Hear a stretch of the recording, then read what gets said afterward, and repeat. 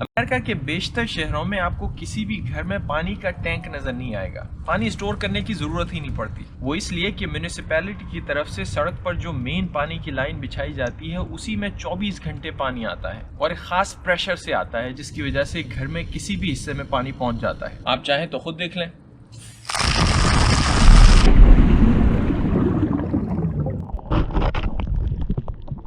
पानी के इस अनइंटरप्टेड सप्लाई की दो बड़ी वजहें हैं। एक वजह आप मेरे पीछे देख सकते हैं। ये रियासत मिशिगन के एक छोटे से शहर की एक छोटी सी झील है। सिर्फ रियासत मिशिगन में ऐसी कम से कम 10,000 छोटी बड़ी झीलें हैं और इसके अलावा अमेरिका में 5 बड़ी झीलें मौजूद हैं जिन्हें द ग्रेट लेक्स कहा जाता है।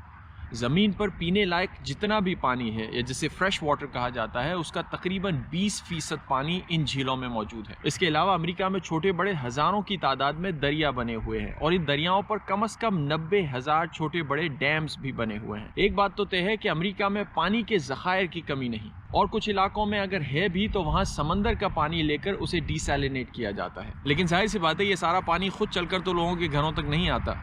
यहाँ पर आती है दूसरी वजह, और वो दूसरी वजह है अमेरिका के हर छोटे बड़े शहर में बनाए गए पानी के इदारे, वाटर बोर्ड्स। पानी को इन दरियाओं से या झीलों से घरों तक लाने की जिम्मेदारी इनके पास होती है। अमेरिका में ऐसे तकरीबन 1.5 लाख छोटे बड़े इदारे बने हुए हैं। 70 की दिहाई में अमेरिकी कांग्रेस ने पानी के हवाले से कुछ कवानीन पास किए थे। इन कवानीन के तहत इन तमाम इदारों को ये पाबंद किया गया है कि वो न सिर्फ घरों तक पानी पहुंचाएंगे बल्कि खास मयार का पानी पहुंचाएंगे। अमेरिकी इदारे एनवायरमेंटल प्रोटेक्शन एजेंसी की वेबसाइट पर आपको ये एक लिस्ट नजर आएगी।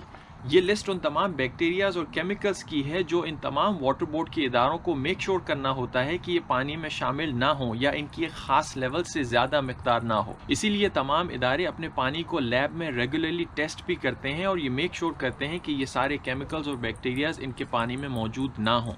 और हाँ, और एक और ख़ास बात जो याद रखना बहुत ज़रूरी है वो ये कि जिस तरह गाड़ी के टायरों में एक ख़ास प्रेशर मेंटेन किया जाता है, ठीक उसी तरह पानी की लाइनों में भी एक ख़ास प्रेशर मेंटेन करना बहुत ज़रूरी है। मसलन मेरी गाड़ी के इस टायर में तकरीबन 30 से 35 पाउंड या PSI प्रेशर होना ज़रूरी है। ठीक उसी तरह यहाँ की पानी की लाइनों में तकरीबन 40 से 100 के दरमियान प्रेशर मेंटेन रखना बहुत ज़रूरी है। वो इसलिए कि अगर उससे ज़्यादा प्रेशर हो गया तो पानी की लाइन फटने का ख़तरा है, और अगर इससे कम प्रेशर हुआ तो इस लो प्रेशर पानी में मुख्तलिफ़ किस्म के बैक्टीरिया या केमिकल को मिक्स होने का ख़तरा है।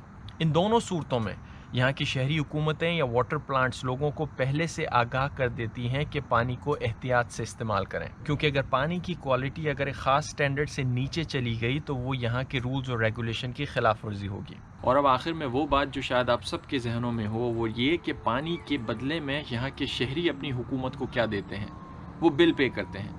कितना बिल पे करते हैं? अमेरिका में अंदाजन एक घर के पानी का बिल तकरीबन 50 से $70 तक महाना होता है, डिपेंडिंग ऑन आप किस इलाके में रहते हैं, आपके घर में पानी का यूज़ क्या है या आपके सिटी का पानी का रेट क्या है, वगैरह वगैरह। मसलन मैं जिस इलाके में रहता हूँ वहाँ हर 3 महीने में आपको बिल पे करना पड़ता है, और लास्ट बिल जो मैंने पे किया था वो था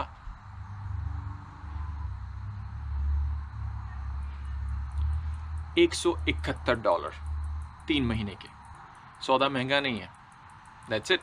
See you next time.